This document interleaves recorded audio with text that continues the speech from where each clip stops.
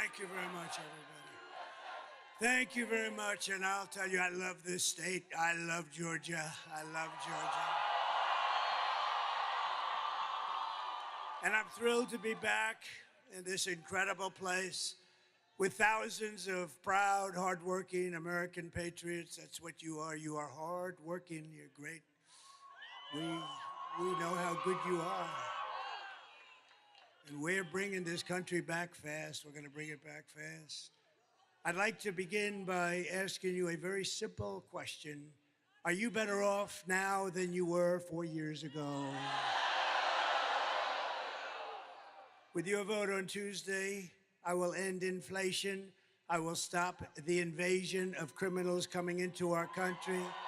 And I will bring back the American dream. We're going to bring back the American dream. We're just 2 days away from what will be the most important political event in the history of our country. I believe that. But you have to do one little thing. I don't want your money. I don't want anything. The only thing I want is get out and vote. Just get out, finish it. You know, we're on the 5-yard line, maybe even the 1-yard line. We're right there. We had a tremendous number of early votes, a record-setting number, records like nobody can believe.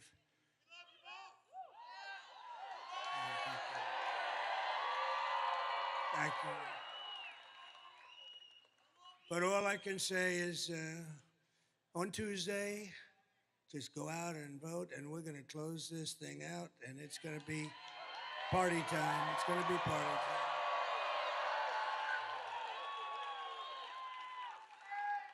And this is really all you need to know.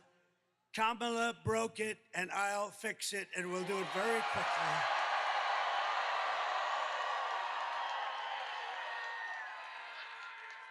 America will be bigger, better, bolder, richer, safer, and stronger than ever before. We start from a very bad place. We're a nation in decline. We're a nation in decline like we've never seen a decline. What they've done to our beautiful country is just so horrible. And we have so many senators, so many congressmen and women, and we have so many great people in the audience, and they're working with me. We're going to bring this back like never before. Nobody's going to believe it. We're going to drill, baby, drill. We're going to bring it back so fast. This election is a choice between whether we will have 4 more years of gross incompetence and failure, or whether we will begin the 4 greatest years in the history of our country.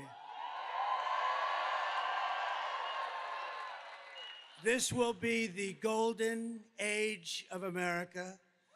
What a beautiful, isn't that a beautiful term? Think of that, the golden age. This will be the golden age of America. Think of that, how beautiful that sounds, and it's true. Remember, we have more liquid gold under our feet than Saudi Arabia, than Russia, than anybody.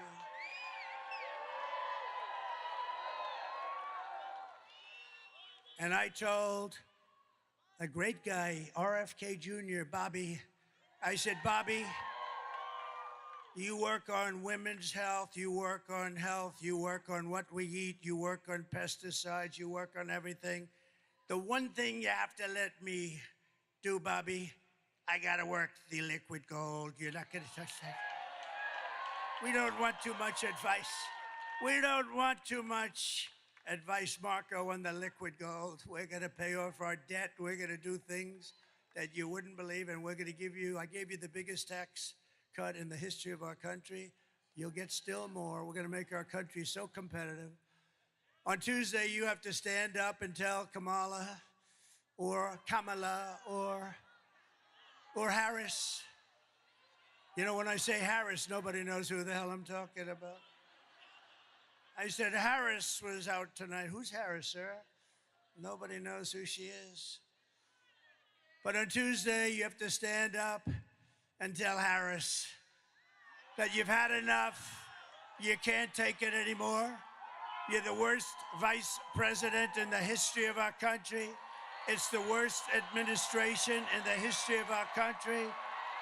Kamala, you're fired. Get out. Get out. You're fired.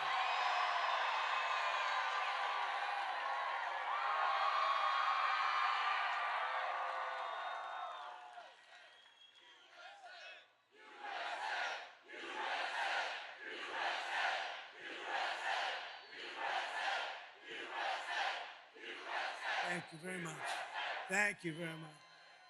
This is a big place. This place is packed, and you have more people outside. I always ask this. Would anybody like to give up their ticket to somebody outside? No? Would anybody like to hand over their gun to Kamala? Is there anybody, one person in this giant, tens of thousands of people, one person would like to hand out their gun? You'd be famous for the rest of your life? That's what she wants. She wants to confiscate your guns, you know that. With your vote, we are going to win Georgia. We are going to defeat Kamala, and we are going to make America great again.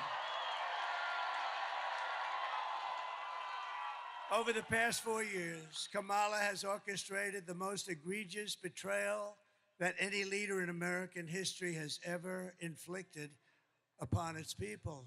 What she has done is not acceptable. It's so bad. She has violated her oath, eradicated our sovereign border, and unleashed an army of gangs and criminal migrants. I mean, we have migrants pouring in here by the tens of thousands that are criminals from jails, from mental institutions, terrorists.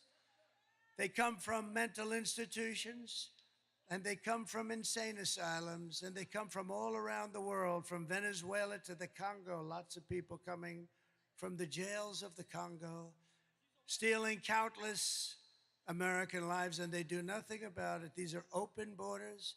They come in totally unchecked and unvetted.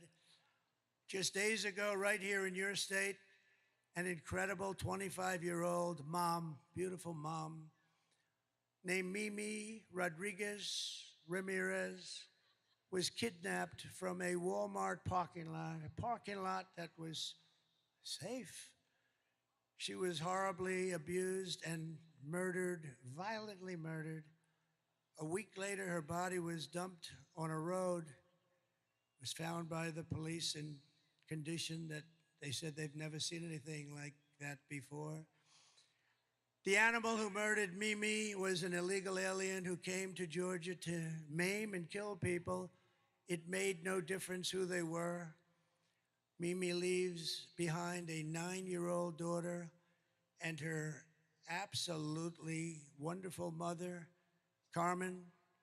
Yesterday, my friend, a very wonderful man and a very patriotic and philanthropic man, said he had the fortune to make a lot of money, and he gives a lot of his money away. He's just very amazing. In fact, he made contributions to Georgia with your hurricane problems, and he made tremendous contributions to North Carolina, Alabama.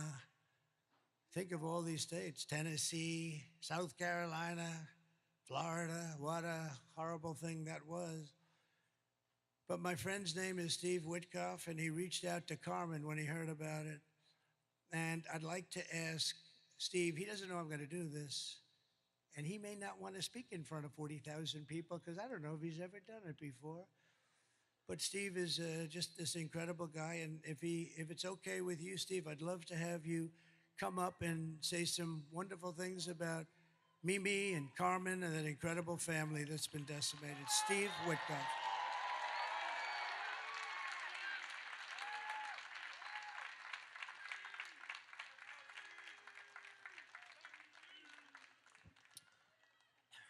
Hello, everyone.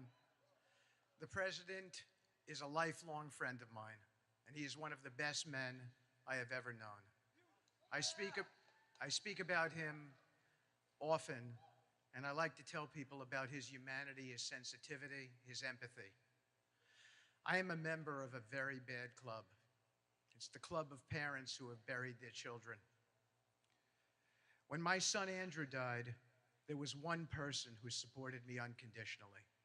That was President Trump and his wife, Melania.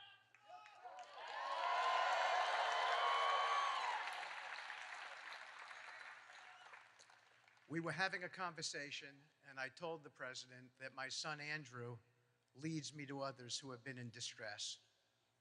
Several days ago, that happened again. As a member of this audience, Josh McCoon, who you heard earlier, who's a great guy, told me about a Georgia woman, Mimi, who had been murdered. I told the president the circumstances, and he was shaken. He asked me what we could do about it and told me to reach out to the family and do whatever we could. I flew to their home tonight to pick them up and bring them here, and they are here tonight.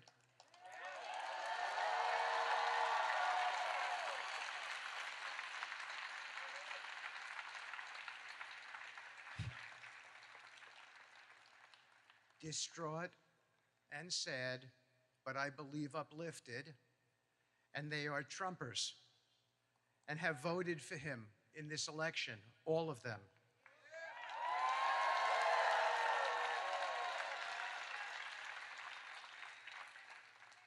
Because they remain hopeful, as they told me earlier, that even after this terrible tragedy, this president, when he becomes president on Tuesday, can bring us out from the abyss.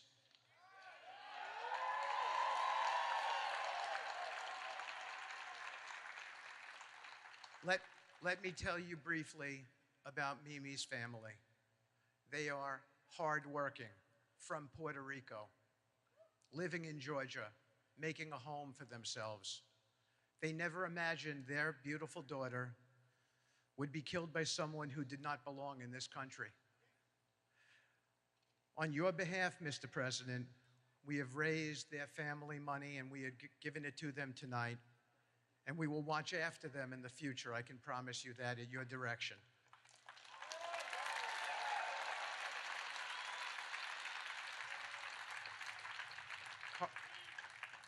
Carmen, please come up to meet the next President of the United States.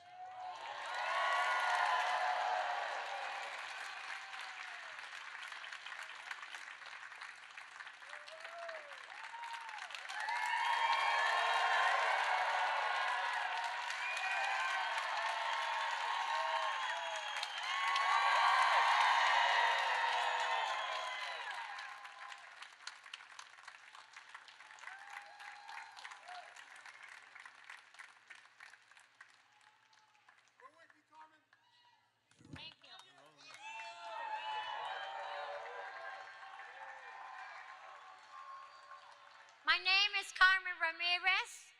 I'm the mother of Minelli Zoe Rodriguez Ramirez. She was murdered the last Tuesday. I lose my daughter, but I don't lose my faith. And I know Donald Trump is the best choice for the USA.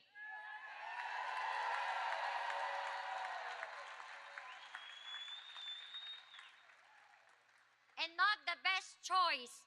He is the only one we need to save our country.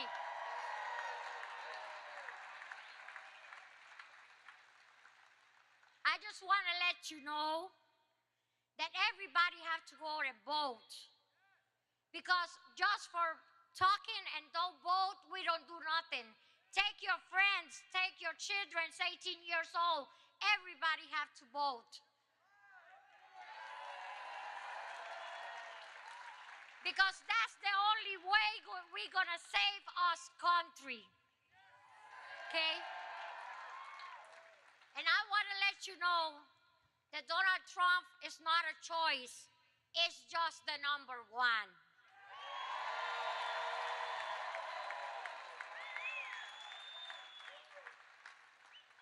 And Jesus let me come over here today to let you know that I have a 25-year daughter with a lot of life, and somebody stopped her life. And we have to stop with this and keep going with Donald Trump.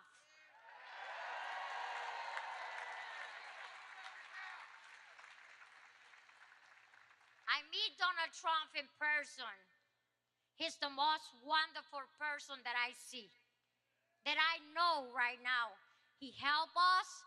He be with us all the time once this happened.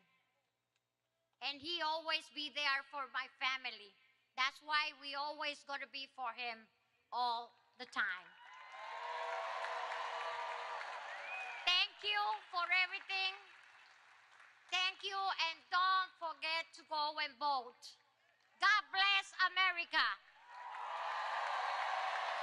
Please make American great again.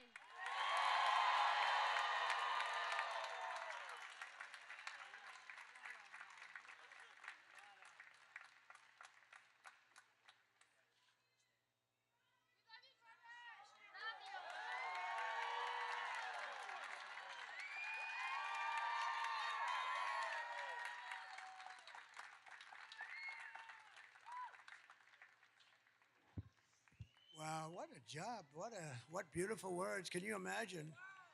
I don't think it's her first language, and she spoke better than any person whose language is that particular language. That was incredible. Wow.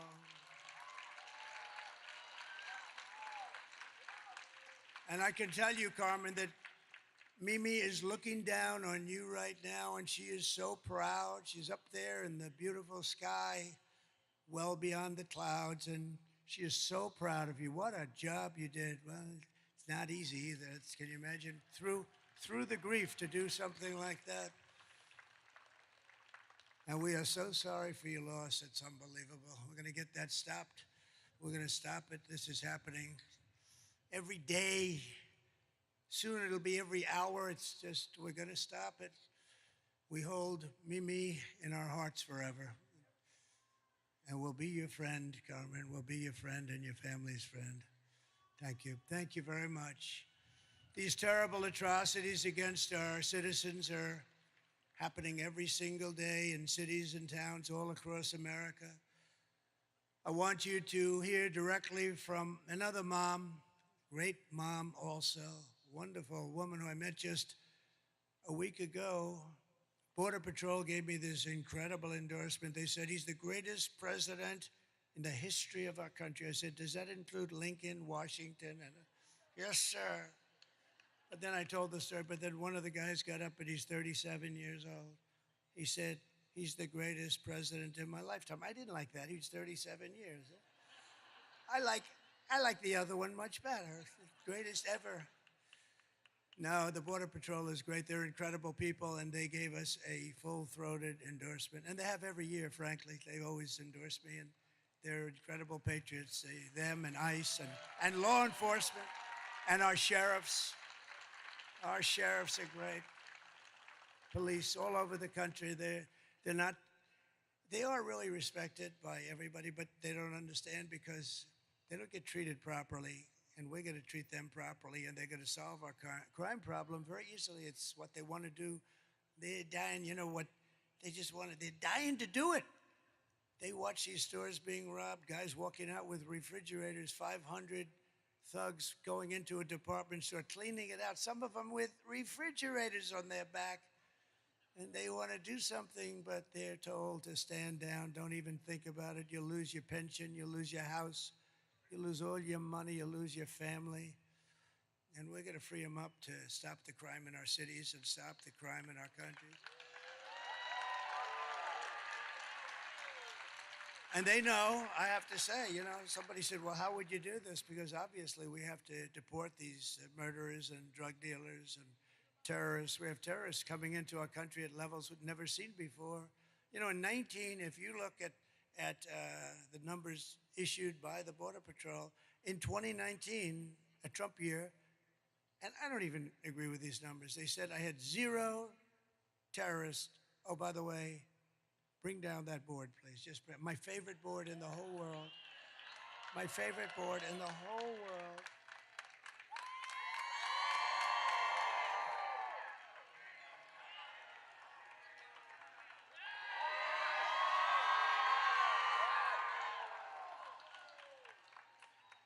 I assume it's up there. Is it up there, Mike? Yeah. So I love that chart. I love that graph. I sleep with it every night. I hold it tight.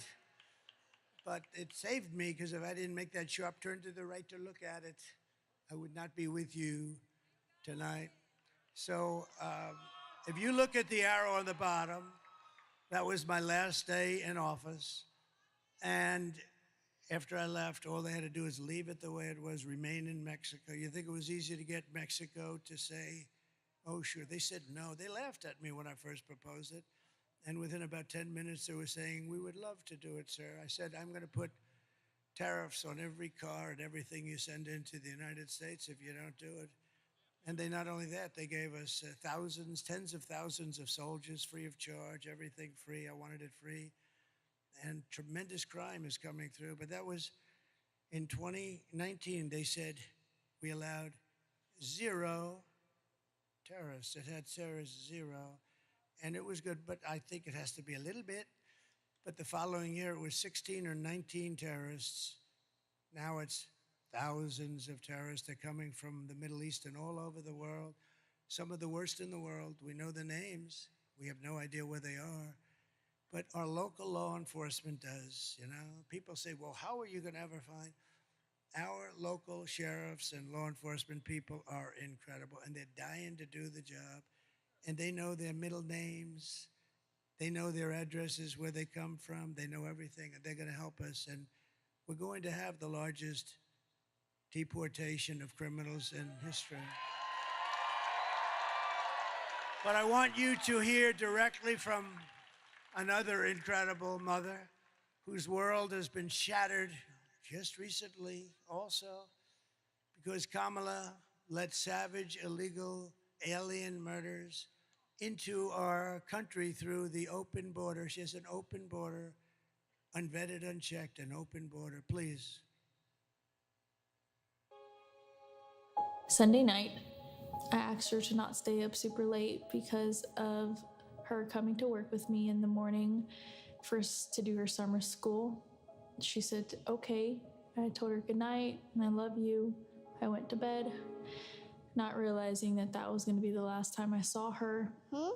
We're best friends. Yeah. We're going to shake it again. I woke up to notice she wasn't in her bed. I'm in my heart trying not to lose my mind because I don't know where she is.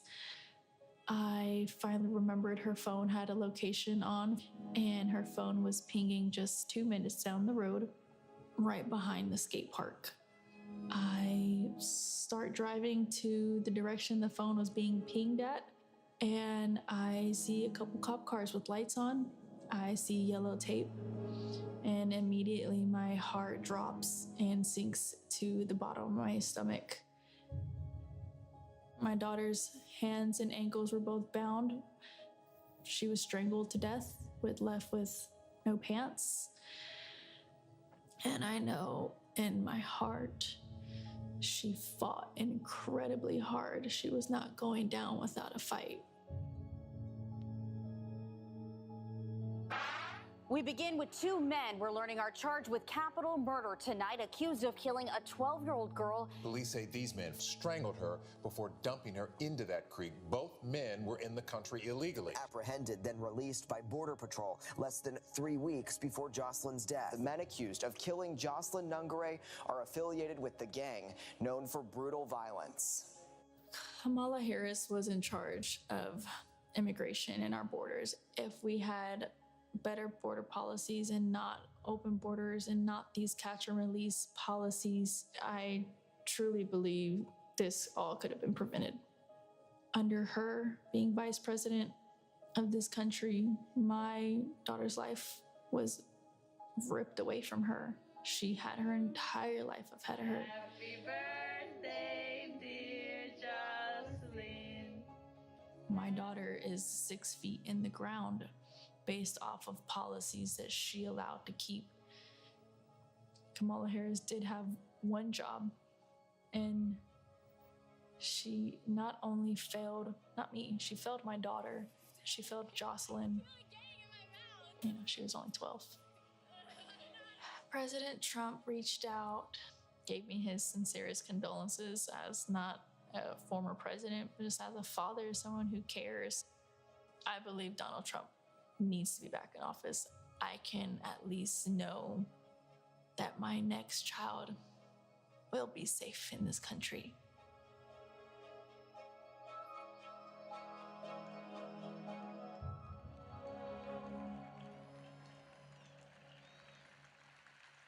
But isn't that just terrible? And this is taking place thousands of times a year, different forms, different ages, different types of crime, but ultimately ending in all cases in death, needless death.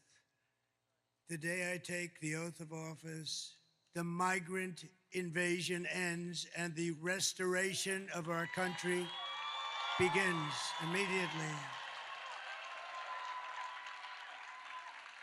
And when you vote on Tuesday, remember this: Kamala is importing illegal alien rapists and murderers, draconian monsters who are killing our children, our brothers, our sisters, our parents, our friends. They're willing to kill anyone, these people. They are true evil.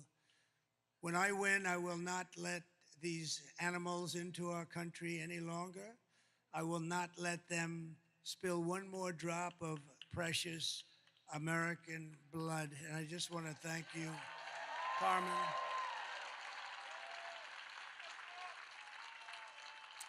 And Jocelyn was so incredible. The mother is devastated. It's like devastated. She was devastated. You can never really be the same, can you? Just people say, oh, time. Sometimes with time, a lot of times with time, it only gets more difficult. The United States is now an occupied country. Think of that. We're an occupied country. This is thousands of people all over our towns and cities, countryside, having military-grade weapons, sometimes higher than military-grade. Nobody's ever seen anything like it. Where the hell do those weapons come from, right? But it will soon be an occupied country no longer. November 5th, 2024 will be Liberation Day in America.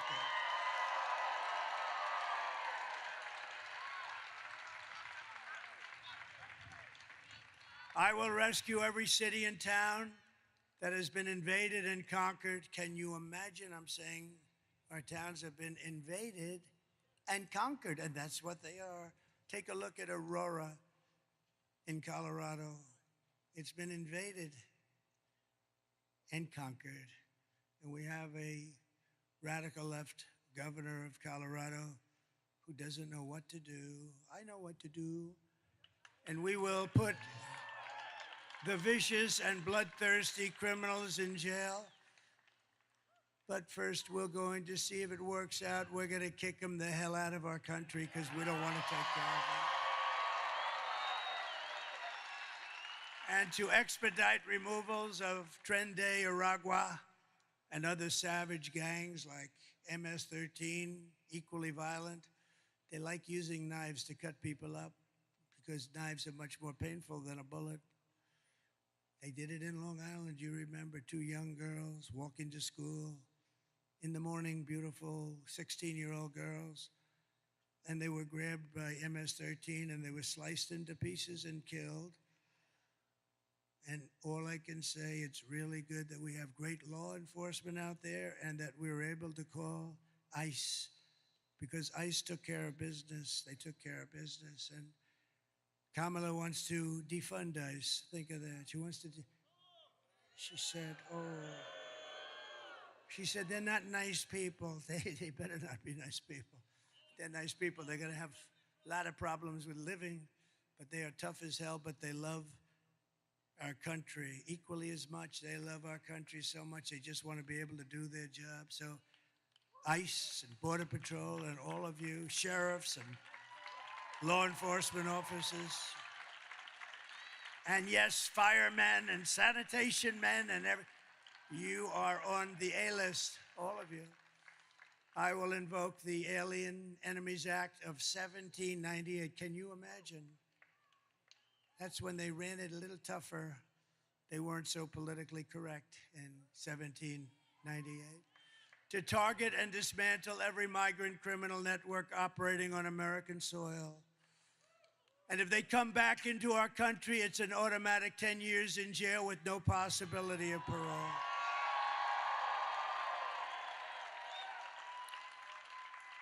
And I am hereby calling for the death penalty for any migrant that kills an American citizen or a law enforcement officer.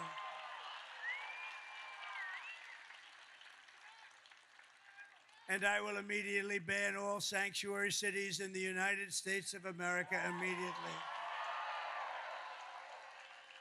And as we secure our borders, we will also rescue our horrendous, you saw the numbers on Thursday, horrendous economy. Yes, it's that bad.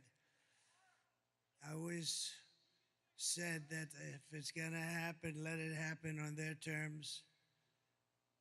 The numbers were the worst that I've ever seen. 4 years of Kamala and Sleepy Joe have delivered nothing but economic hell for American workers. Her inflation disasters made life unaffordable and cost families over $30,000 a year in higher prices. That's inflation. That's what it's done.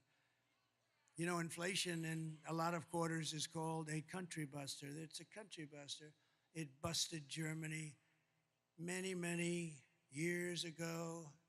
Germany was busted with rampant inflation. It's a country breaker, country buster like almost nothing else. And yet, it's #1 rated on the polls. Inflation and the economy and what you just saw with beautiful, beautiful Jocelyn, Mimi, and Carmen. What you just saw is #2. No, I don't think so. I think #1 is stopping these people from destroying our country and stopping them right now. We'll handle inflation. We'll handle inflation. You know how we're going to handle it. We're going to drill. We're going to get energy costs so low. We're going to get you. We have more than any other country. More oil and gas. I call it liquid gold. That's what it is. That's why I say, Bobby, please enjoy yourself. Just leave the liquid gold to me, please. We're going to pay off debt. We're going to reduce your taxes still further. They got the biggest tax cut ever, biggest regulation cuts ever. We had a great administration. And I will say that I got you into no wars with countries that you've never heard of. And yet I defeated ISIS. I rebuilt our military, and I defeated ISIS in about 4 years less than these stupid generals like Milley and Kelly and Mattis. Sir, it'll take approximately 5 years to defeat ISIS. How about we did it in about 4 weeks? With the real generals. Just this week, we had the worst jobs report in modern history. So the reason I put it second on the list is I wanted you to meet these incredible mothers and these unbelievable families that are just decimated because it's #1. It will always be #1 to me because I'm good at this stuff. I'll handle inflation. You'll be making so much money all of a sudden. It'll just be beautiful. Because if we get your energy costs and your interest rates and a couple of things down, it'll be even better than it was. You know, we had the greatest, strongest economy in the history of our country. We're going to do it again, but even better. And now I know Washington. Now I know, because I went to Washington very few times in my life. I didn't know anybody. Think of that. I became president of the United States, and I didn't know anybody in Washington. That's a problem. So I had to rely on rhinos and some others, and some very good people, too. And we had a lot of great people. Look, our trade deals have been unbelievable. Nobody can believe it even. And so many other things. Our right to try, one of the greatest things, right to try. We got so much done. All the regulation cuts. We approved more regulation cuts than any president in history times 5. That's why you had the great job. That's why you had the great job numbers. And it's really why we were the envy of the world. We were going at levels that nobody's ever seen. We got hit by the China virus, and we took care of it. We did a great job. You know, we turned it over with the stock market higher than it was previous to the virus coming in. I mean, it was sort of an amazing thing. Nobody had ever heard about this. Nobody knew anything about it. All we knew that all over the world, lots of people were dying, and we did a great job. Never got credit for that. Got credit for the great economy. got credit for knocking out ISIS and having no wars. I'm the only president in 82 years I had no wars. Remember crooked Hillary Clinton? She said, look at him, he'll create wars. Look at him, look at his attitude. Look at him, he's going to create wars. I said, no, my attitude is going to keep us out of wars. And that's what happened because they respected us. They respected us. But just this week, we had the worst jobs report in modern history, with only 12,000 anemic jobs created, and much of that was government jobs. We had nothing. You know, usually we hear 200,000 jobs were created, 250, 300, 350, 190, 100, 12,000. And they thought they could hold this report till after the election. And somebody released it, a whistleblower or somebody released it. But they released something far more sinister, because if you go back a few weeks, you remember they created 818,000 fake jobs. They didn't exist, and they put them down as though they did. So that instead of having today's problem, which is 12,000, which is like terrible, it looked okay. Not great, but it looked okay. So they created 818,000 fake jobs, and it was revealed 2 weeks ago, and the fake news media hardly picked it up. What a shame. That's a lot of fake news. Look at that. That's a lot. Wow. That's a lot of fake news, Mr. Chairman. That's a lot, huh? I can't believe it. You know, they hate me, but ratings predominate. For the networks, ratings predominate over hate. But think of what they did. 818,000 fake. And then last week they had to revise the figures from the previous month, 112,000.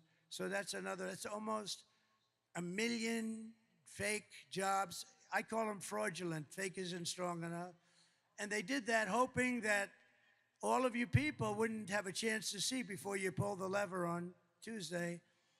But a whistleblower released the information on the 800,000 jobs plus. The whistleblower said, you know, there were not 800,000 and 18,000. You add them up, and then you add 100, think of it, 112,000 jobs. So you're close to 1 million jobs. And the whistleblower, some whistleblower, I never loved the idea of whistleblowing, but in this case, I liked it very much. But they thought it would be very unfair to go through an election. Somebody was being fair. They thought it would be very unfair. Could you imagine if those numbers, we have the election, and let's say there's a bad result, and then 3 days later they say that almost 1 million jobs were not created. I mean, we would say they were fraudulent. They were fraudulent, by the way. If that were a Republican doing that, they'd probably be in jail by now. But you also had 30,000 private sector jobs that were killed in a single month, and nearly 100,000 manufacturing jobs. This just came out on Thursday, that were wiped out since the start of the year. And those manufacturing jobs, they're important to us as a country. 150,000 Americans joined the unemployment rolls in October, close to a record. And nearly 250,000 people dropped out of the labor force. Can you believe this? And these are the numbers. And I did say that if they've got to be released, let them release it before the election. These numbers are all public. They've been released. Meanwhile, a statistic that a lot of people are going to hate hearing, but that's the way it is. Meanwhile, 100% of the net jobs created in the last year have gone to migrants. The migrants have gotten every single job plus that was created. Illegal here. Many of them are illegal, and many of them are murderers, and many of them are terrorists. I mean, they're taking the job. And you know who they're taking the jobs from? The black population mostly. It'll start hitting the Hispanic population. But right now, and the other thing that you should demand, everybody in this room should demand it in front of the fake news right now. They should demand it. because they put no pressure on these crooked politicians. You should demand that they give you the numbers of how many black people are going to lose their job. The African American population, they're getting fired at numbers that we have never seen before, and migrants that are here illegally are coming in and taking their job, and they have homes and mortgages, and they have things to pay, and they've worked there for 10 and 15 and 20 years, and they're losing their jobs. And frankly, the Hispanic are next. I hear that that's what's happening, but the Hispanics are next. And unions are going to be seriously affected too, very seriously. The unions know that this is a big problem. So think of what they've done. They've allowed people to come in by the millions, 21 million people. I think it's much more than that. And then you have the gotaways. You know what the gotaways are? That's the people that don't want to be looked at all. So they're worse than the people we're seeing. That's why they don't want to be looked at. These are depression-type numbers, 1929 depression-type numbers. And I never wanted to be, I always told people, I would have hated to be the President of the United States in 1929 when you had the Great Depression. Herbert Hoover, I would not want to be Herbert Hoover. What a time that was. People jumping off buildings. And that's where we're headed, because we have leadership that's incompetent. We have low IQ people, and we need very, very, very high IQ people. Under my leadership, we are quickly going to turn this economic nightmare into an economic miracle. Wait till you see how fast we're going to get it going. We'll get the prices down. Don't forget, you could stop inflation, but the bacon is still at the all-time high, and the lettuce and the apples. There's a story that should never happen in this country. An old woman goes into the grocery store, and she takes 3 apples. That's what she lives on. And she brings it up to the counter, and then they tell her the price of the apples. And she says, I'm sorry. Then she takes 1 apple and brings it back to the refrigeration area, puts it back in, and comes and pays for 2 apples. This should never be happening in our country. This should never be happening. We will make America wealthy again, and we will make America affordable again. Big problem.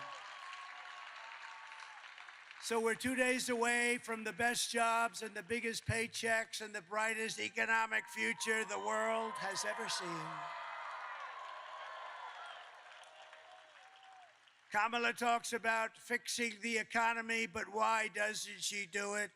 She said the other night, yes, I'm going to fix the economy. Why the hell don't you do it? She's always saying, I'm going to do this, I'm going to do that. The best was today, though. She was going to fix something else. When I got into office in January, do it now. What are you waiting for? It's all a big con. She's not going to do anything. She's incapable of doing it.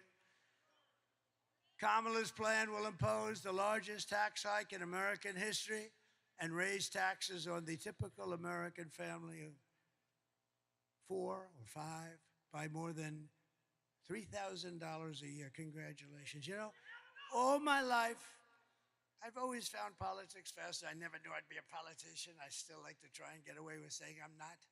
But I guess after 9 years, I guess I am. It's all right. But you know, all my life, I've watched politicians run for office. And all my life, they've been talking about cutting taxes. We will cut taxes. We will cut taxes. And oftentimes it turned out, frankly, they weren't able to do it, or it wasn't true, but they turned out. But I've never seen a politician run and say, we're going to raise your taxes and have people vote for them. We are going to raise your taxes. You're paying far too much already. And we are going to cut your taxes substantially, and it's going to be helped by lowering interest and by oil and gas. And by the worst, and by the most beautiful word in history, tariff. We're going to tariff the hell out of countries that have been taking advantage of us and stealing our jobs, stealing our companies. My plan will be massively to cut taxes for workers. We're going to cut their taxes and small businesses, and we will have, quite simply, no tax on tips, no tax on overtime, and no tax on Social Security benefits for our great seniors.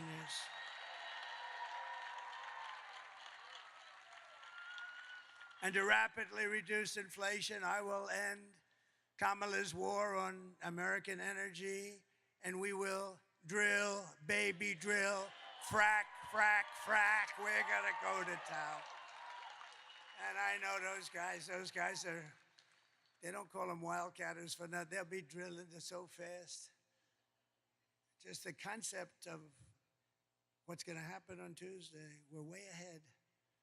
I'm not supposed to say that. My people say, please don't say that, sir.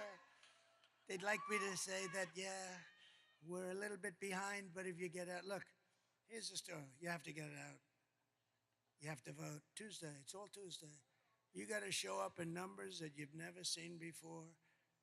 And we don't need those kind, but you know what? We want to have so many votes that we can really do what we have to do to make our country great, to fix our country. We don't want to have like, and you know, it would be nice, it's obviously not necessary, but it would really be nice to have more votes than they do, because typically it's not great mathematics, because you take a place like Gavin Newsom in California. Did you see that his poll numbers have absolutely collapsed? Did you see that, Marjorie Taylor Greene? Did you see that?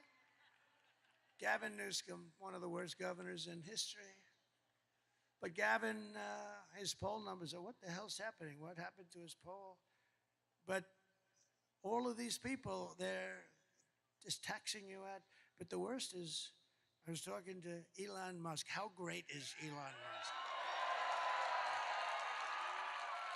When I saw that rocket ship come in a week ago, I'm looking and, you know, I told the story twice.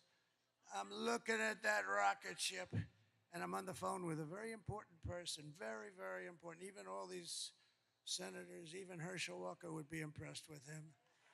Not that, Herschel wouldn't be that impressed. Herschel is, by the way, you're the greatest, Herschel. What a good man. They didn't treat him fairly. They didn't treat him fairly. You know, Herschel was very fast, very big, very fast, but he would always run around. But if perchance you couldn't run around, he would run through people I've never seen. He would carry 4 coal miners' sons on his back for like 12 years. They didn't know what, they're banging him, they couldn't touch him. Really, maybe one of the top 2 or 3 in the history of football. We were really great. Remember, they played here in your state, the ballad to Herschel Walker. They're playing the ballad to that guy, and all he wanted to do is play football. He's a good person with a great wife and family and everything, and we love that you're here, Herschel.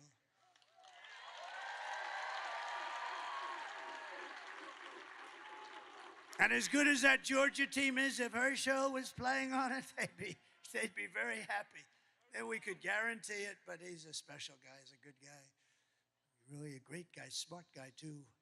So they would take all of the things that we're doing and they put them into a hopper, and what they do is destroy our country, and we're not going to let it. We're going to bring it back. We're going to create millions and millions of jobs. We're going to get those countries and to leave our companies alone. We're not going to do it. And if you're going to play games and if you're going to steal from us, our companies, and give us unemployment and busted companies, we're not going to let it happen. And if it does happen, we're going to tariff you the hell out of business. We're not going to let it happen. It's not going to happen.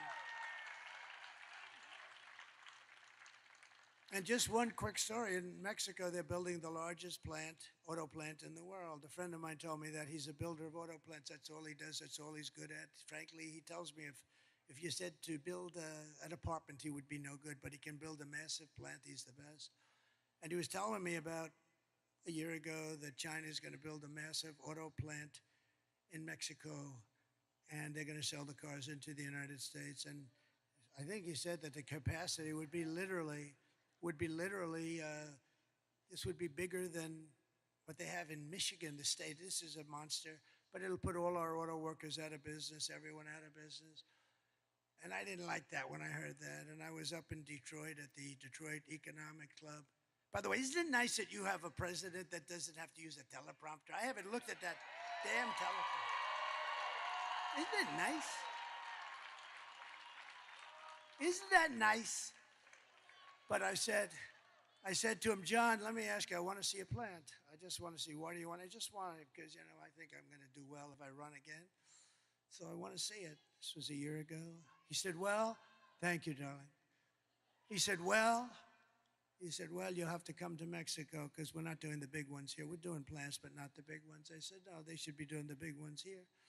He said, well, it's not happening anyway. So I said, I'm not going to Mexico. I don't want to go to Mexico, even though they did what I asked them to do.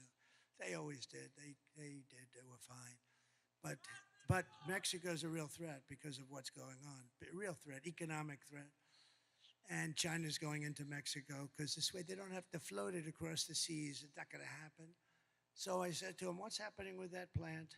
I was making a speech a week ago, and I see the guy sitting right there with the guy with the blue shirt. See that nice-looking guy right there? Right about there.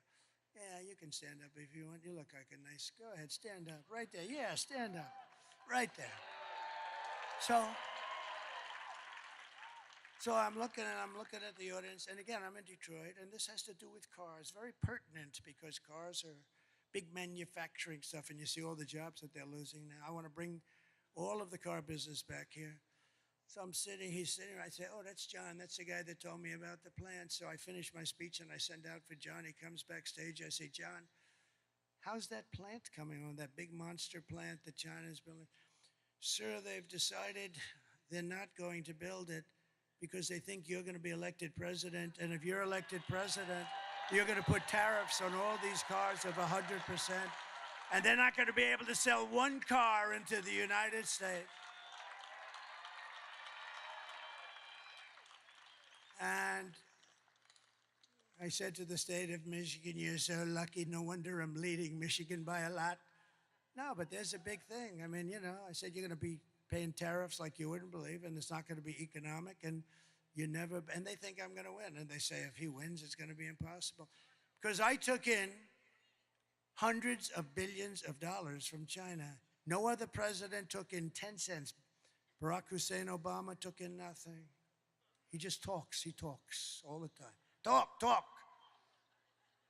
And a terrible thing happened 2 days ago. I've always treated his beautiful wife, Michelle, I've always treated her with great respect. But she hit me hard over the last. What was that, front row Joes? Look at the front row Joes. They've been to like 300 rallies.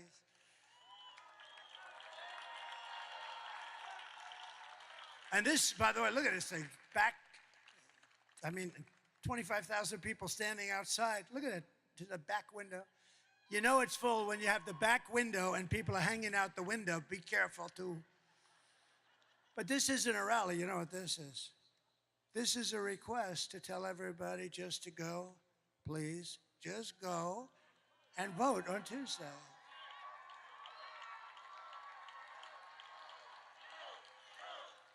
This is not a rally. It should be a rally, but we want you to go vote. So I believe in America first. It's going to be America first. And you don't hear that often. But our country is going to be so successful. It's going to be so rich. Your taxes are coming down. Your jobs are going up. And we are going to indeed have an economic miracle. And it's not going to be that hard. And it's really something that others do to us, the smart ones. There are no dumb ones. We're the dumb one. I have never seen a good trade deal made. I changed a deal with Japan. I changed a deal with South Korea. I changed a lot of deals. But we're at a disadvantage because we had long-term deals. But I didn't care about that. I said, we're changing them. I don't care. I didn't care because I don't know how the hell they got those deals. Those deals, there's two ways those deals, it's like the voting stuff. There's two ways those deals were made. Either the person that made them was corrupt or stupid because you had the worst trade deals ever made by any country ever. Anyway, we started changing that all around and we were doing unbelievable. We had the greatest economy in the history of the world. We were leapfrogging and lapping China. China was going crazy with me. Please don't put any more tariffs on. I saved the steel industry. If I didn't put, they were dumping steel. You remember that. If I didn't do that, you would have no steel. And by the way, I don't want U.S. Steel, the greatest company in the world 70 years ago, to be sold to Japan. I just don't want that to happen. Everything Kamala says is a lie. She has no vision, no ideas, and she has absolutely no solutions. But take a look at this for a second, because this is just terrible. Take a look. Good evening, everyone. Tonight, I will speak about Donald Trump. Donald Trump. Donald Trump. Donald Trump. Donald Trump. Donald Trump. Donald Trump. Donald Trump. Donald Trump. Donald Trump. Donald Trump. Donald Trump. Donald Trump. Donald Trump. Donald Trump. Donald Trump. Donald Trump. Trump. I can't stand it. I can't stand it, Marco. So, no, this was the other night. She made a speech. Every sentence was about me. Our great First Lady said, "Darling, are you okay?" They asked her about the economy. Donald Trump. No, they've been there for 4 years, the whole thing. What they did to this country is record-setting, and especially at the border, because that inflation's going to come roaring down. You know, as soon as we open up the gas spigot, the oil and gas, you know, we had $1.84. You know, I used to say $1.87. I was corrected by the government manuals. So I said, I'll take it 3 cents. But we had $1.84 gasoline. Do you like that? How does that sound? Today you're at $3.75, but if anything happened with the election, you'd be at $7, $8, $9 a gallon. Kamala's campaign is running on nothing but hate and demonization, calling half of America garbage. You saw Joe. Do you think they were happy with Joe the other night?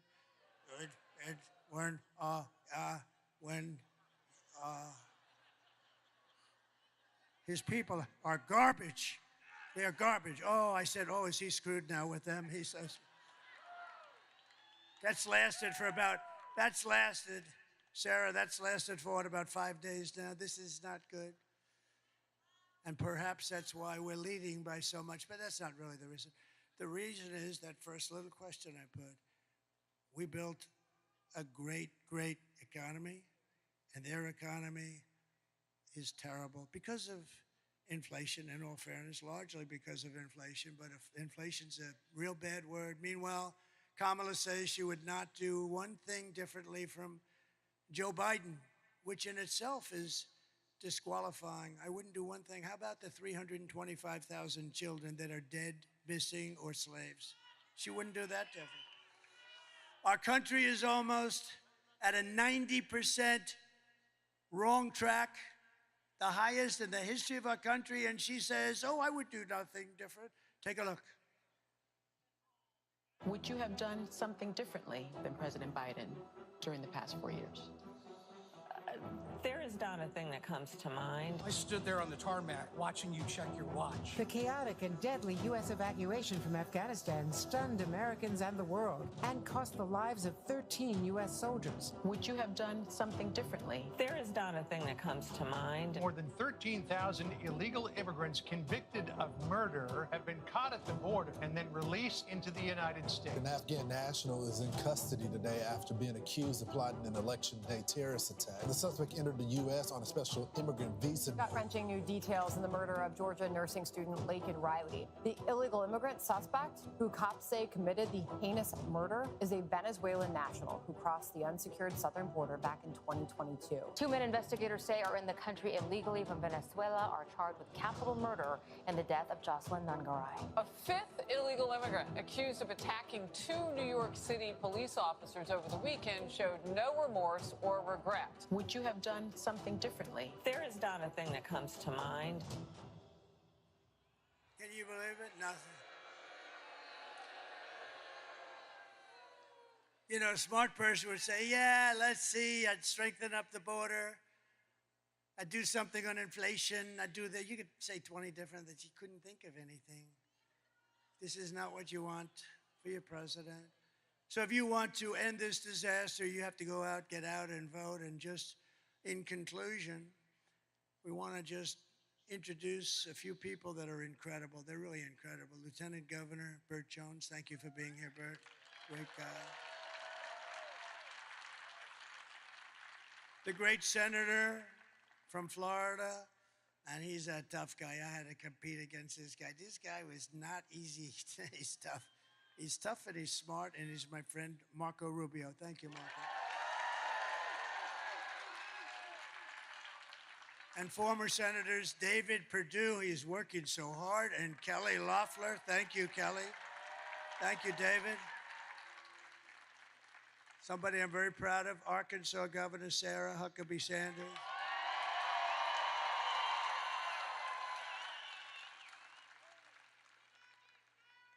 Representatives, warriors, by the way, Andrew Clyde, Austin Scott, Mike Collins, Marjorie Taylor Greene.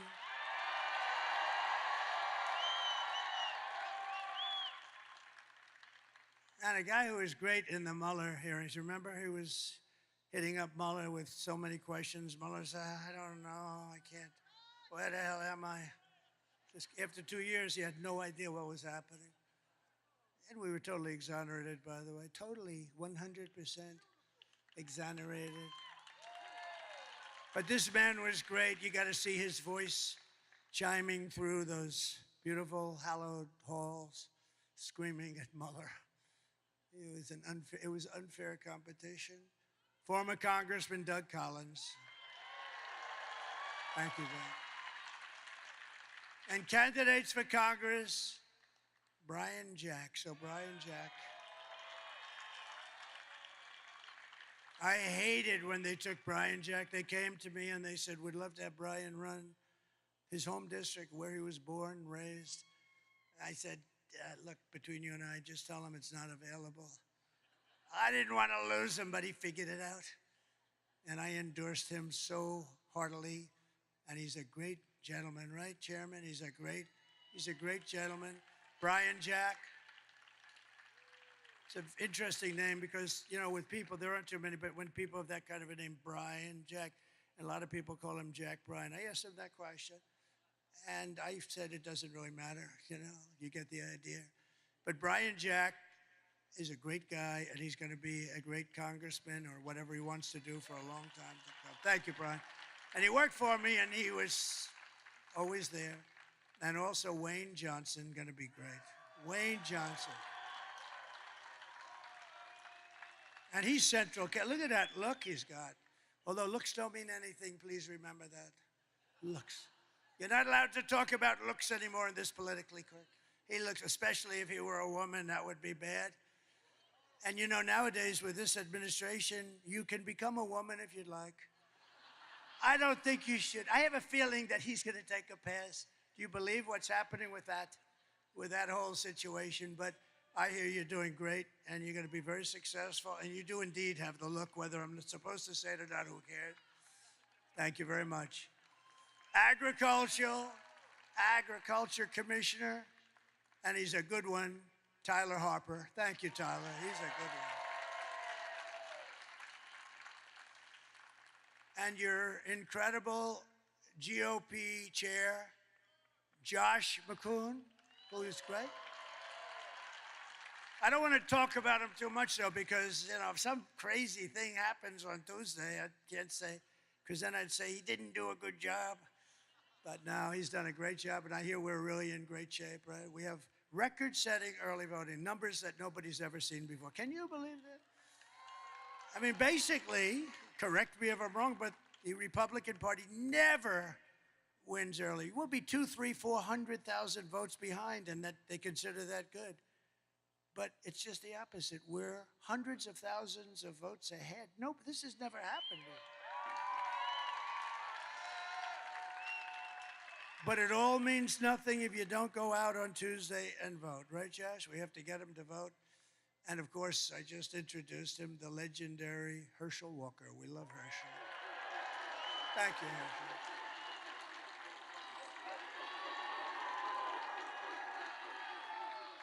You look good, Herschel. I also want to send our prayers to everyone here in Georgia who's still recovering from Hurricane Helene. And I want to also thank you, Governor. He's been very gracious. He's working very hard on making sure that we win this vote on Tuesday. So I want to thank very much Brian. That's very good. That's really nice. Thank you very much. Everybody's working as a unit because winning this vote, and by the way, winning this state, we win this state and it's over. It's over.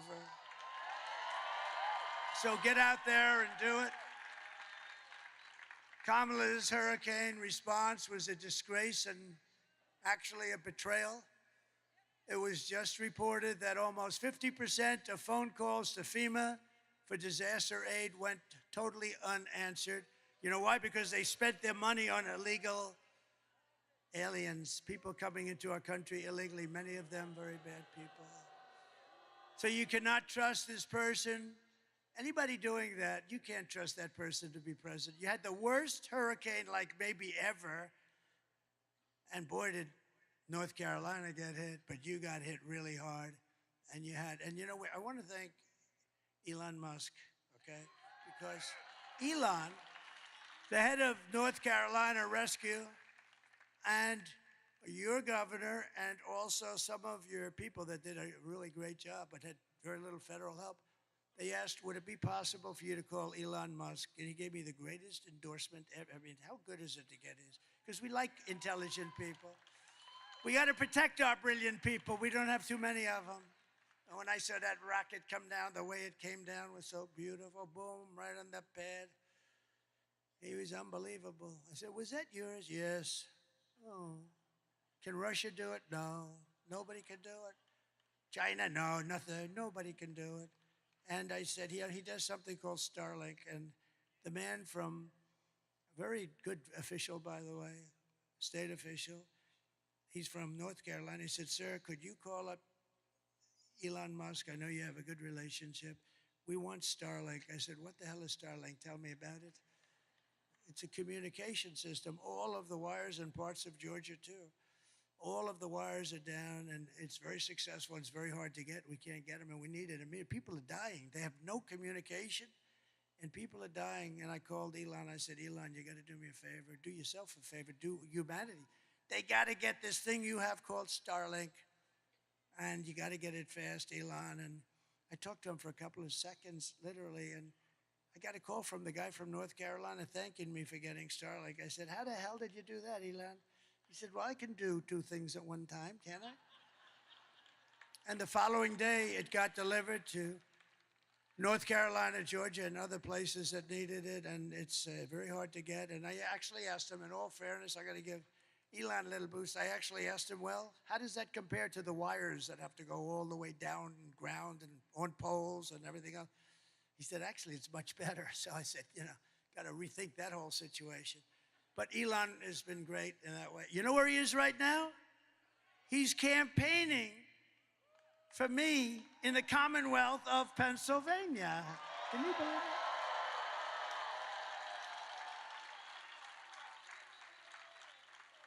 That rocket went up, and I mean, the thing was down for probably 30 minutes, and he announced he's going to, because he thinks this election is the most important thing maybe to ever. He doesn't think we're going to have a country left if a guy named Trump doesn't win this election. And he's a very smart guy. But how good is that? Think of it. He is campaigning for all of us. He's not campaigning for me. Thank you very much, sir. That's fine. It's all right. That's very good. I like that. I like that. I like that. I like that. How can I get angry at this guy, right? Normally, I'd say, who the hell is in front of me with a sign? But that sign is okay, sir. Because he's up there and he's going to help us out. Thank you. Thank you.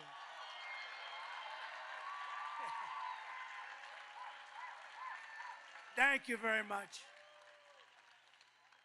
That's all right. Thank you very much. That's good. That's good. Isn't that nice, actually? See, now a stupid person would say, get the hell out of here. That would be the end of the night. That would be, Josh, that would be the end of the night, right? No, that's very nice, actually. So just in closing it out, here are some of the facts. Kamala is a radical left Marxist, rated even worse than crazy Bernie Sanders or Pocahontas herself. She destroyed our economy. She was an original creator of defund the police. Think of that. And anyone who wants to defund our great police for even a day or a week is not worthy of being president of the United States, because that's their thinking, that's their ideology. Kamala vowed to abolish ICE. Can you believe it? Let's go, ICE, get out of here. We'll take care of these tough killers. She wouldn't do it. Tell you who wouldn't have the guts to do it. Liz Cheney wouldn't have the guts to do it. Liz Cheney, ooh. She's a big talker. We're going to put thousands of soldiers and they'll die. They'll all die. And I'll be sitting home with my dad who ruined, think of all the people that are dead right now. And then they wonder why Kamala's doing so badly with the Arab Muslim population in Michigan. You see that? They're doing bad. Who the hell, if you're a Muslim Arab, you're from that part of the world, who the hell's going to vote for her? Her father unleashed a spree of death on all of their countries, and then she doesn't understand. See, I would say that Kamala's pick of Liz Cheney, Marjorie, is not the best. And they're wondering why they have virtually no votes from that particular community. I thought about it. It took me about a second. I said, wow, that's not a very good person to be campaigning with, I don't think. They went from 100% approval to about 4% now. And you know who's got the approval? Me, because I want to see peace all over the place. We had no wars. She pledged to confiscate your guns and endorse a total ban on handgun ownership. She ruined San Francisco, probably the greatest city in our country 20 years ago. She destroyed it. And she's not going to be allowed to destroy our country. She even called for free sex changes for illegal aliens in detention at taxpayers' expense. And perhaps, worst of all, she never worked at McDonald's. She never did. She lied about that. So with your vote on Tuesday, we're going to fire Kamala and we are going to save America. We will cut your taxes, end inflation, slash your prices, raise your wages, and bring thousands of factories back to America and back to the good old state of Georgia. We will build American, we will buy American, and we will hire American, and the jobs are going to be pouring in. And I will end the war in Ukraine, which would have never happened if I were president. And I will stop the chaos in the Middle East. October 7th would have never happened if I were president. And I will prevent World War III from happening. Because this would be a war like no other. This would be a war at the level of destructive power. This would be a war like no other, but it'll never happen. But it could happen with them. It will happen. I'm most worried about the next 3 months. That's what I'm worried. I'm actually worried about the next 3 months. We will crush violent crime and give our police the support, protection, resources, and respect that they so dearly deserve. We will strengthen and modernize our military. I rebuilt our entire military, but they gave a lot of it away to Afghanistan. Can you imagine that? They gave billions and billions of dollars away, but it's still only a fraction of what we have. We rebuilt the military. We've got to touch it up anyway. We're going to touch it up. And I rebuilt the nuclear arsenal, and I hated doing it because it's obliteration. We don't want that to happen. And, you know, Russia and myself and China were talking about de-escalation, actually, of nuclear. We had that going, and then this stupid thing happened with the election. And you think Biden thought about that? He can't figure out how the hell he goes up to bed. And besides that, I was just thinking the other day, you know, you have countries, and when somebody calls, like Putin calls, or President Xi, who's a fierce individual, somebody said, what's he like? He's a very smart guy, but what's he like? Well, he's a fierce individual. He really is. He's fierce. When you get into an argument with him, you know you've got an argument going, right? He's a fierce, and he loves China, and we love the USA, right? So, but I was thinking today, let's say you're China, and you want to call the United States because there's a conflict or there's a problem, who the hell do you call? There's nobody. Do you call her? Do you call? He's not going to be answering your phone. He only works about 2 hours a day. And I understand. I mean, it's okay. But she can't really do it. She hasn't got the aptitude or the IQ or anything else. She can't do it. So who the hell do you call? Oh.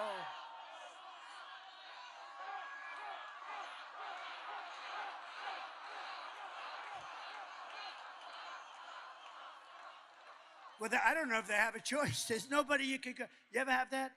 You're calling a company, like a nice company, and there's all flux and trouble. You don't know who to talk to. Here's on a much larger scale, to put it mildly, the largest scale in the world. You call the United States because we have a problem with something. You have no idea who the hell you're talking to. We will build a missile defense shield, all made in the USA, wrapped around our country to defend ourselves and our country. It's all going to be made in the United States, and a lot of it in your great state. We'll put Herschel Walker in charge of that little sucker, okay? And we're going to do that. It's so important. You know, it's our technology. I know a lot of people say it's our technology, and we're going to use that technology at an even higher level. You know, when you see Israel with 187 rockets blasted, and almost all of them are knocked down, well, we got to have that kind of capability too. And we're the one can do it better than anybody. You know, Ronald Reagan wanted to do it, but we really didn't have the technology. He was great, but we didn't have the technology then. It would have been a terrible thing, because we would have had it, it would have never worked. But now we have technology where it can knock a pin out of the sky. It can knock a little pin this big out of the sky. It's incredible.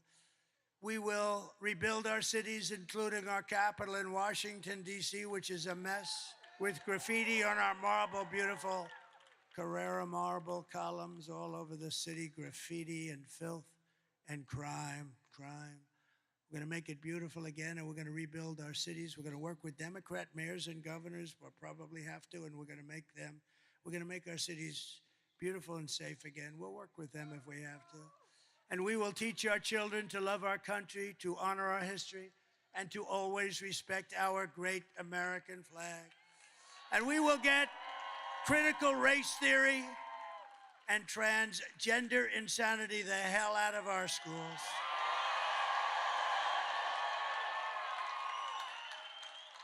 And we will keep men out of women's sports. That's like a no-brainer. Brett Favre endorsed me yesterday. That was beautiful. While we were in Wisconsin, Green Bay, Wisconsin, he said, I've never endorsed anybody in my life. It was never appropriate for me to do so. You're the one person I'm going to endorse. And I said, that's an honor. And he shook my hand. It's the largest hand I have ever seen. His hand is the biggest thing I've ever seen. Then you wonder why he threw the ball so hard and so long. He was a great player, but he endorsed me, and that was a great honor. I will defend religious liberty. I will restore free speech, and I will defend the right to keep and bear arms, our Second Amendment. After years of building up foreign nations, defending foreign borders, and protecting foreign lands, we are going to just do this. We're going to do this so at a level that we have never done it before, because we're putting America first, and we're going to help others. We're not going to be, gee, we're never leaving our shores. We'll help others, but first we have to build our country back up. We have a sick, sick country. I say, we're a nation in decline. We're not going to be a nation in decline for very long, I can tell you that. But we're going to defend our borders and protect our citizens. We're going to do that. And we will stop illegal immigration once and for all. We're going to stop those criminals from coming in. We're being invaded, and we're going to stop it. And we will not be invaded, and we will not be occupied. We will not be overrun. We will not be conquered. They are conquered. Can you imagine 5 years ago, me, standing up and saying, we will not be invaded, we will not be conquered, because we are being invaded. And can you imagine that we even think of that? To be using those expressions? Can you imagine that I'd be up here saying, and I will stop men from playing in women's sports? What the hell? You know, it's interesting. I read so much, and it's such a big deal. So, as I said, I've been doing this for 9 years. I've never had one person, they come up, sir, I think you should cut taxes. I think you should do this. I think you should have Elon build a rocket to Mars. Everything. They never said to me, sir, it's very important that men be able to play in women's sports. I've never had anybody come up and yet it's like a big deal. That's all they talk about. I never had anybody come up and say, sir, it's so important, let men play in women's sports. I don't get it. Same with transgender. I mean, they want to do things that they shouldn't be doing. It's terrible. And, oftentimes when it's done, that person that it was done to, 10 years later said, who did this to me? Who did this to me? How sad is that? Little children, they take them without parental consent. Can you believe it? It's not even possible to believe. And we're going to change it all around. And the people because you know what? We're the party of common sense. We're the party of common sense. We will be a free and proud nation once again. Everyone will prosper. Every family will thrive. And every day will be filled with opportunity and hope, and always filled with that beautiful American dream. Your children, you want your children, yourself, but you want your children to have the American dream. And they're going to have it. They're going to have it. They're going to have it very, very soon. But for that to happen, we must defeat Kamala Harris and stop her radical left agenda with a landslide that is too big to rig. So on Tuesday, see, it's very simple. For 2 weeks, I've been saying, call this number, that number, early voting, late voting. We should have one-day voting with paper ballots, voter ID, and proof of citizenship. Yes, I'm a United States citizen. And you know what? The voting would be concluded at 9 o'clock. The winner would be announced, and the loser would be announced at 9:30. You would save hundreds of millions of dollars. Do you know that paper ballots, actually the paper is highly sophisticated. It's called watermark. I mean, it's like got fingerprints on it. Very sophisticated. But you know that it costs 8% of the machines. And I'm upset because the machines, they say, when are we going to have they don't know. They don't know, is it going to be Tuesday? It should be Tuesday night. We should demand it has to be accurate. Number one has to be Tuesday night. But eventually, and we're going to work on that. That's a part of our platform. We're going to go to, France did it. They had 39 million people vote. They voted. They had a winner, they had a loser.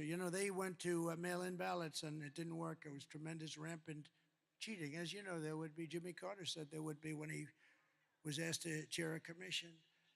But we're going to bring so many things back to our country, and they're common sense things like that. You need to get out and vote. We're going to do things that are going to make you so proud. And we just don't want to take a chance. We're leading by a lot. We're leading by numbers that nobody's ever seen before. Some people said, I really don't believe these polls. This is going to be a landslide because, we did a great job for 4 years. Right to try, another thing we did. Right to try if somebody's terminally ill. They get a chance to try instead of going to Europe or Asia. They're terminally ill and they have to leave our country. We have the greatest doctors in the world, greatest scientists, greatest labs. And I got it done. It was 42 years in the making. They couldn't get it done. I said to the person wanting it, you have to sign a no liability. You're not going to sue the country. You're not going to sue the doctor, the lab. You're not going to sue anybody. And we've saved thousands and thousands of lives with Right to Try. It's been amazing. And the people that fought it hardest, which were the doctors and the various insurance companies, they love it because when you save people that are terminally ill, that have no chance of living, and now they're saved, and not only are they saved, they're disease-free. What a great thing that is. And thousands of people have been saved. For the past 9 years, we have been fighting against the most sinister, corrupt forces on earth. With your vote in this election, you can show them once and for all that this nation does not belong to them. This nation belongs to you. Belongs to you. It was hardworking patriots like you who built this country. And 2 days from now, It is hardworking patriots like you who are going to save our country. 2 days, 2 days. What a beautiful sound. What a beautiful sound. 2 days. Oh, please, please, please help this country, please. After all we have been through together, we stand on the verge of the 4 greatest years in American history. You watch. It's going to be so good. It's going to be so much fun. It'll be nasty a little bit at times, and maybe at the beginning in particular, but it's going to be something that we're going to go to heights that this country never has reached and nobody ever even thought it could. You're going to see things that you're not going to believe. With your help, from now until Election Day, we will restore America's promise and we will take back the nation that we love. We love this nation. That's why I'm doing this. I didn't have to be here tonight. I could have been on a beautiful beach somewhere.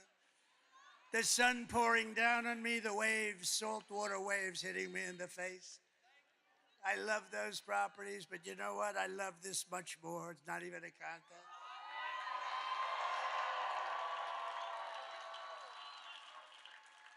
Many people have said, if you had it, because they've treated me terribly, you know. Look, they treated Andrew Jackson, President Andrew, a great general and a good president. They treated him the worst up until me. They treated Abraham Lincoln is considered the second worst. They treated him but he was in a civil war, in all fairness. I guess that makes sense, right? He had a civil war. But now I think there's no question about the fact that I got treated the worst. Think of it. And it did. I mentioned before. I got treated worse than Alphonse Capone, one of the greatest killers in the world. Scarface. And my father's looking down. Probably he's looking down, but my mother is definitely looking down. My father, you know, a little questionable. But no, he was a tough guy, but he was a great guy and a good guy. But we're one people, one family, and one glorious nation under God, under God. We will never give in. We will never give up. We will never back down, and we will never, ever surrender. We're not surrendering. We're there.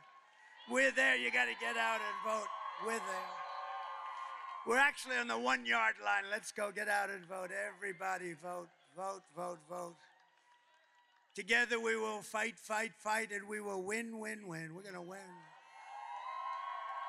November 5th will be the most important day in the history of our country. And together we will make America powerful again. We will make America wealthy again. We will make America healthy again. We will make America strong again. We will make America proud again. We will make America safe again. And we will make America great again. Thank you, Georgia. Thank you very much. God bless you all.